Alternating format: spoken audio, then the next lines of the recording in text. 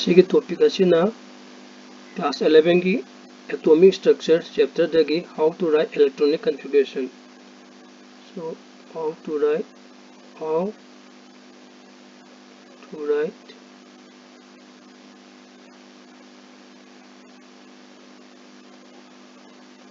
electronic configuration.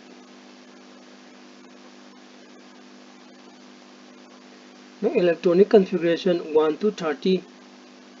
eva haigi haragadi atomic number 1 to 30 by heart over the car ko atomic number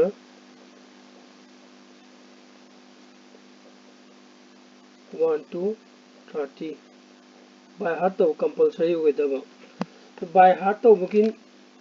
mong di na sana same jaba yai ko ado ai sagi oina di kamaina by heart away to share tawrake ai gi oina di samaina pai ko a li be bak nof ne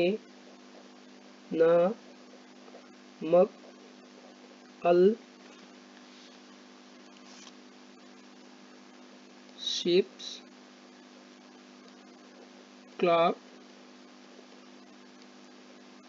kasak TV graman fe ko ni ku jan chikeno atomic number 1 to 30 ni ko aina sibu kai haina pai ha sina kari he li bebak sumai paba nof ne namak al ship sa sibong paba ko clock kasak TV graman fekoni pujan ahan the first time try to matam de kitang luna thokani ko adubun nana practice to into makai nangond khuloi helakani once si fagra about the nang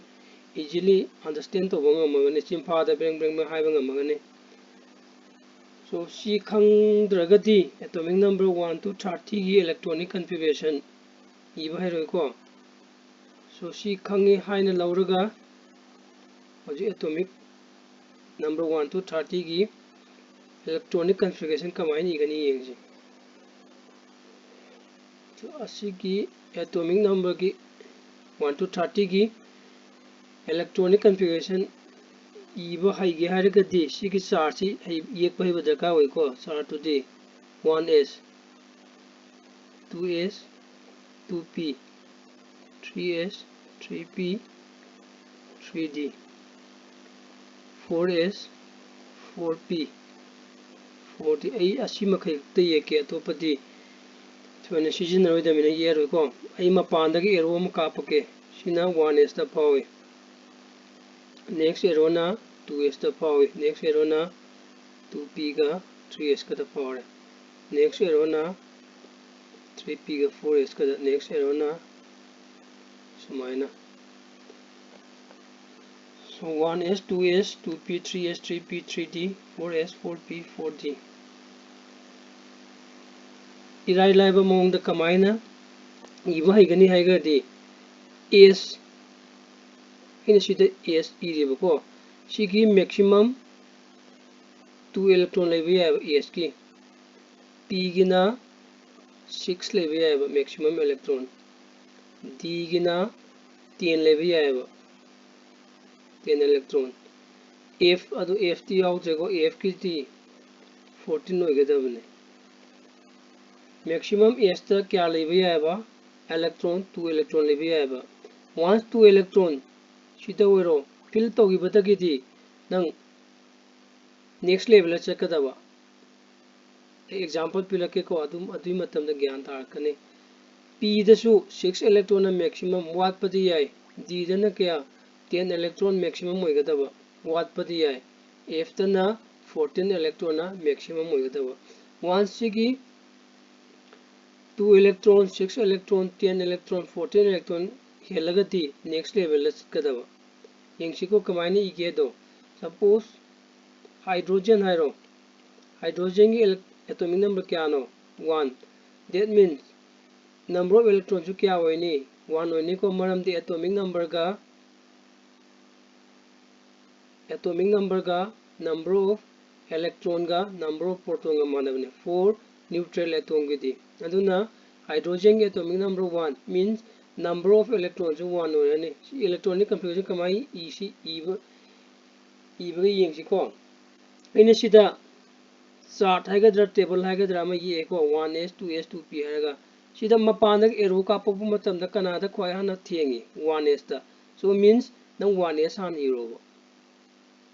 1s sida electron fill to do nang electron kya fill to do no 1 fill to do ne wa aduna sida kya fill to ni 1 so sina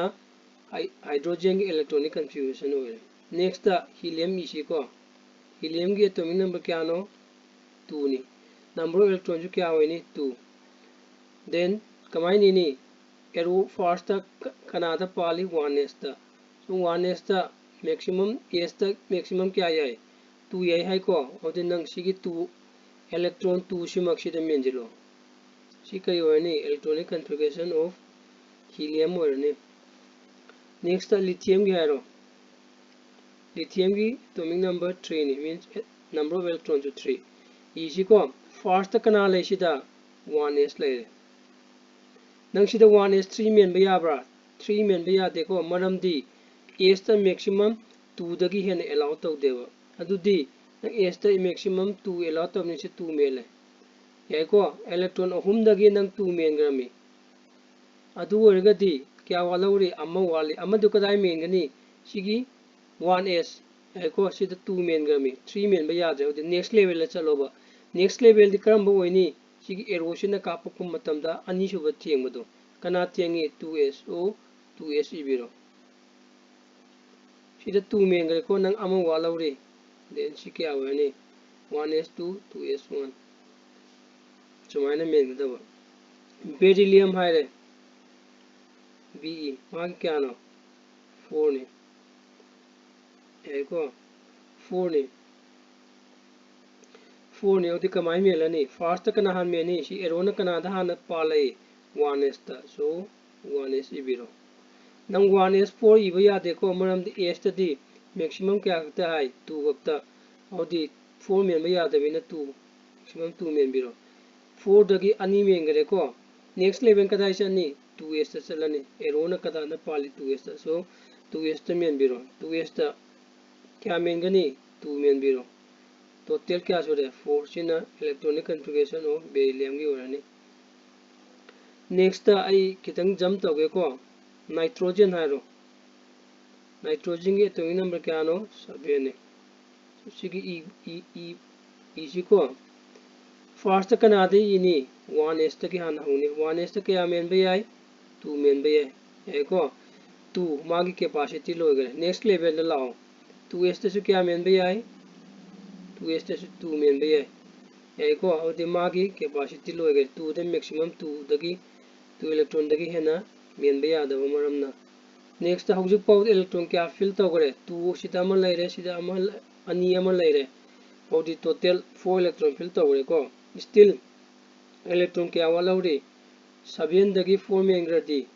ahum walawri ko next 2s ki mathangda arrow kana na pale kapopo na 2p na han pale ko then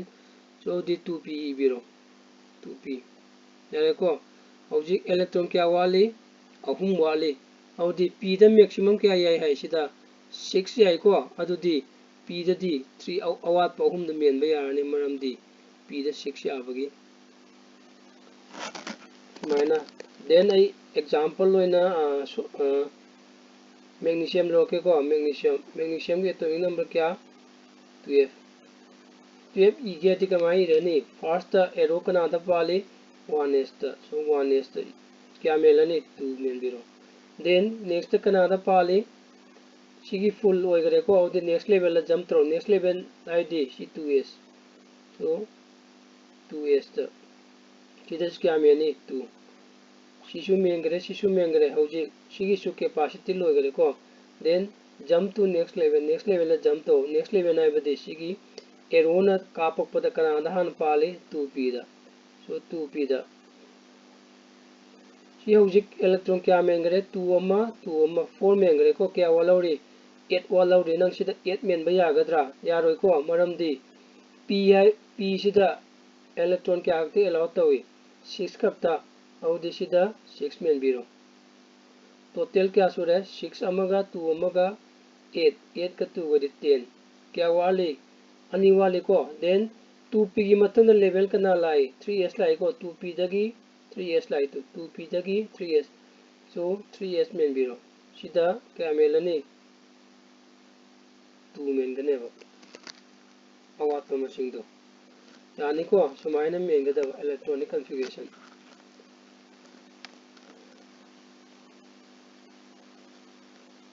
next example kharaga mo irake ko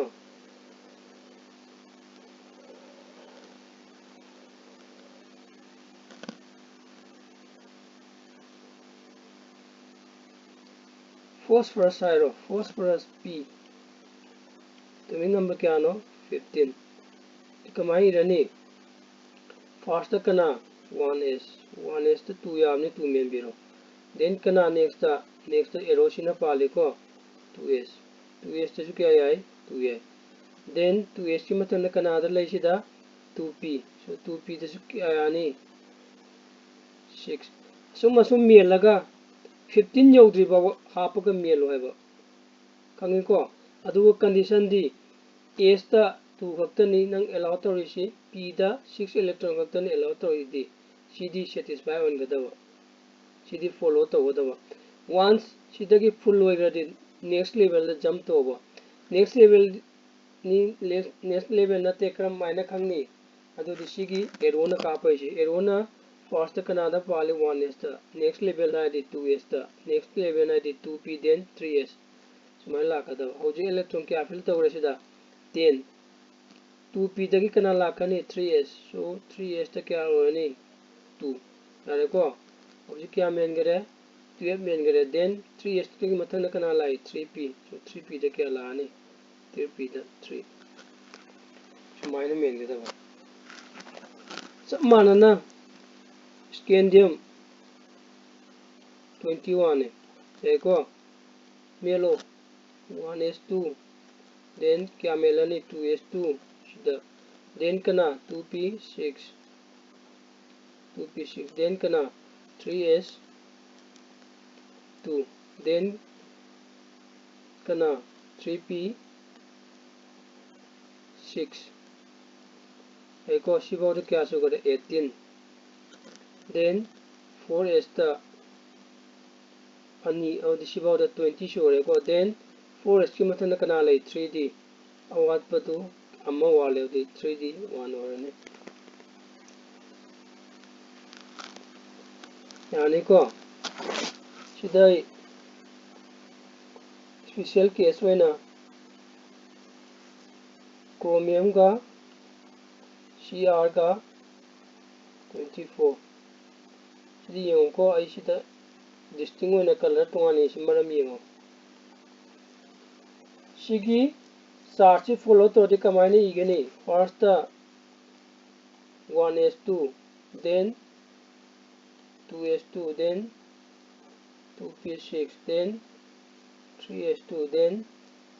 3p6 then 4s2 then 3d क्या मेंगनी 4 मेंबम थोएबा याइको अदुबु chromium की configuration दी असी होइने इदेबको IC असी hygiene ममाल सिदा मुक लाओको S ता maximum क्या याय 2 याय याइको सो 1 ओरदी मागी हाफ ओरने 2 इलेक्ट्रॉन की हाफ ती क्या ना 1 इलेक्ट्रॉन 1 इलेक्ट्रॉन से मागी हाफ फिल हाइना देखो तो एस की दी p की दी फुल द क्या नो 6 ni और दी हाफ ओरदी क्या ओरने 3 इलेक्ट्रॉन सिबु कई कौने मागी हाफ फिल कोई को हाफ फिल डी की फुल मैक्सिमम क्या नो 10 और दी मागी 5 इलेक्ट्रॉन बना मागी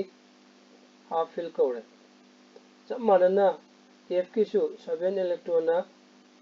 हाफ फिल होइगने हो देन सिगी पॉइंट लाओ सिदा 1s2 सिना अकोइना ओइगदब मानबा इलेक्ट्रॉनिक कॉन्फ़िगरेशन ऑफ क्रोमियम नेबा अदुबु क्रोमियम की असुमाइने इदे मरमदी सिदा half fill or full fill electron I should either ko half fill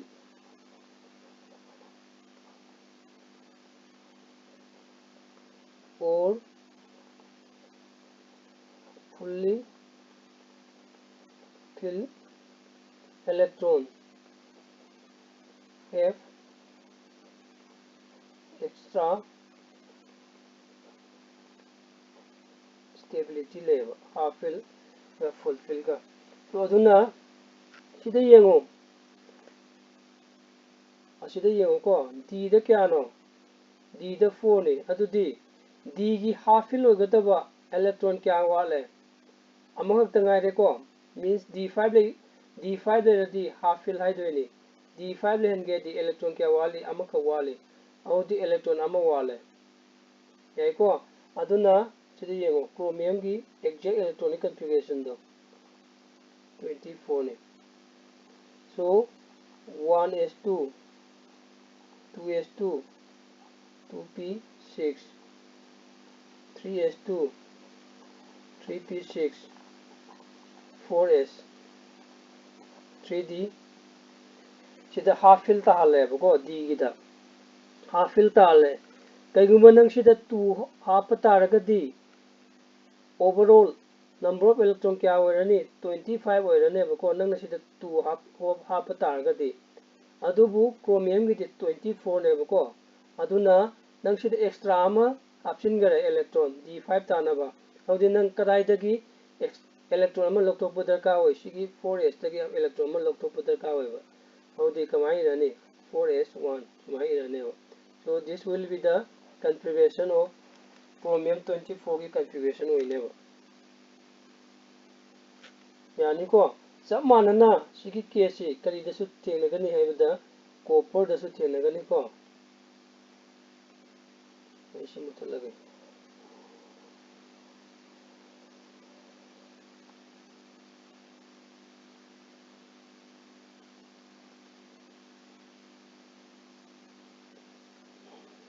copper ये को कॉपर की एटॉमिक नंबर 29 है अदुबु सिगी rule सिगी मतुन इरप तारगदी 1s2 2s2 2p6 3s2 3p6 4s2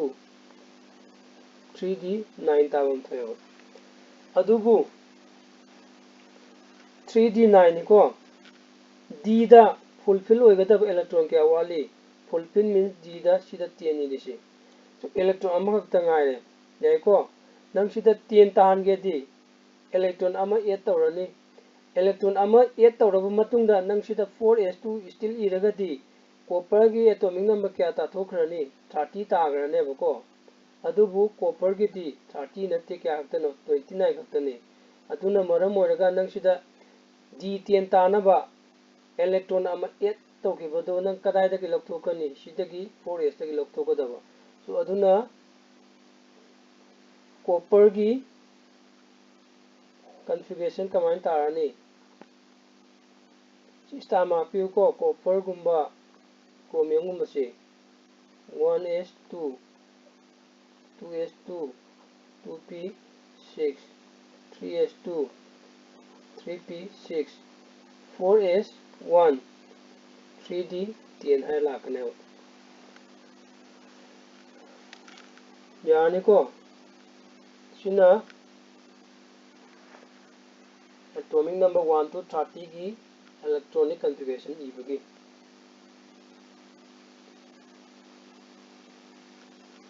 next ion की form की दी ion की form दी electronic configuration कमाइन इनी है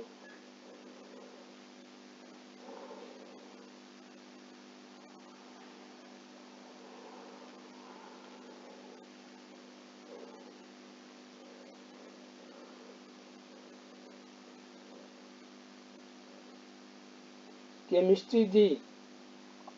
मैथ्स का उल्टा निको सपोज Cl है सिगी क्लोरीन की नंबर इलेक्ट्रॉन क्या नो number electron mean atomic number that is 17 नेबा सिगी महुता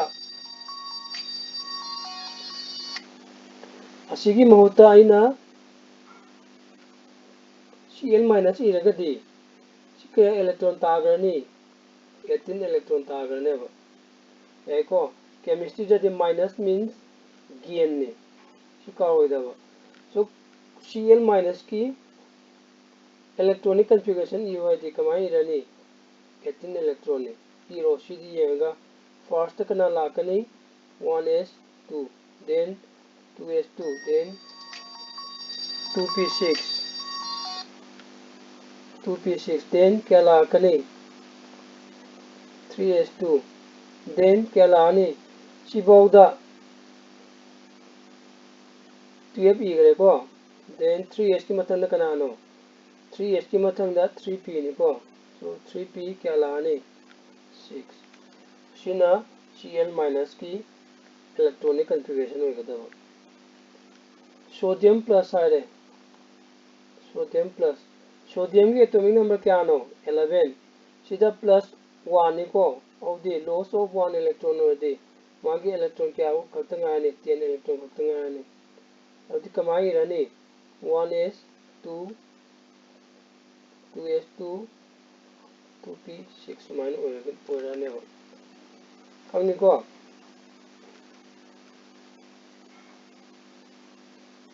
next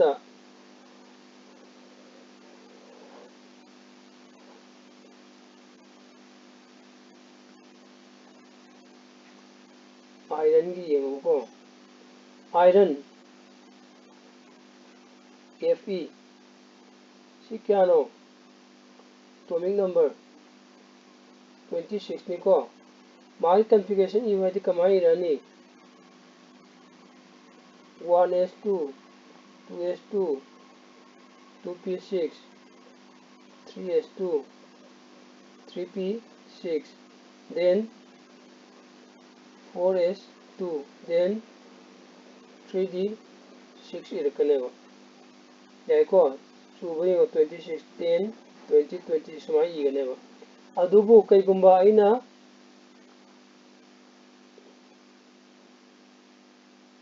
Fe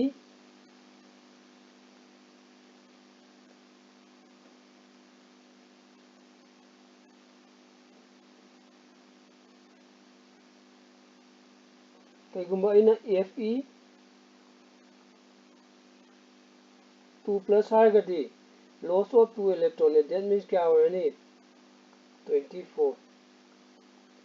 24 khakta hoyadi nang asigi electronic configuration sidagi 2 electron lokthokpa darkar hoireba ko auda maximum of u nakhoi ayambana kamai irakane 1s2 2s2 2p6 3s2 3p6 4s2 3d sidagi 2 lokthokideba kya khakta ngayone 4 khakta nakhoi ayambana asi oina irakane adubu asidi lali ko this is wrong si wrong configuration ne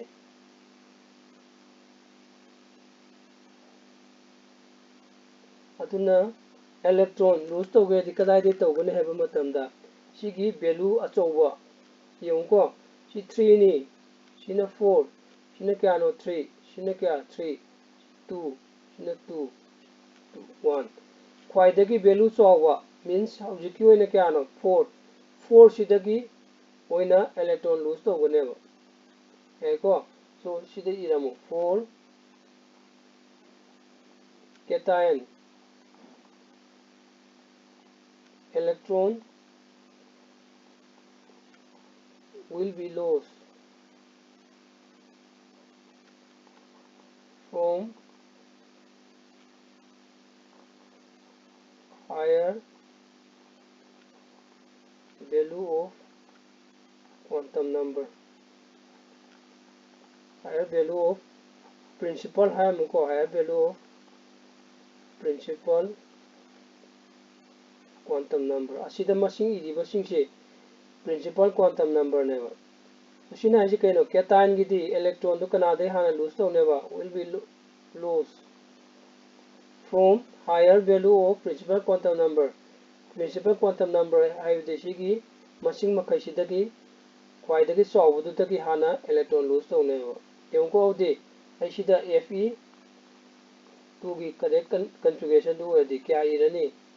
24 odi 1s2 2s2 2p6 3s2 3p6 2 electron lose to shitagi hana to ko maramdi shina higher value of principal quantum number oibogi shitagi electron 2 lose to gordi 4s0 leurani ko aduga kya khakta ngaroni shitagi lose to gordi shi ani shi lose to gorni yaiko di kya khakta ngaroni 3d 6 shina correct configuration oigadawa kaigumba iron oxidation state valence ani leiko fe 3 plus oramagadi electron kya hoini 23 how the electron kai dagi lose to ne first ta ani amadi si dagi lose to rani amadna unna ahum ne ba ko electron lose to doisi ani amadi si dagi to rani amana si dagi to ne ba how the correct configuration kamai hoini 1s2 2s2 2p6 3s2 3p6 then 3d 5 lakane yani ko to sumain tawraga electronic configuration igedabne sida losilasi ko thank you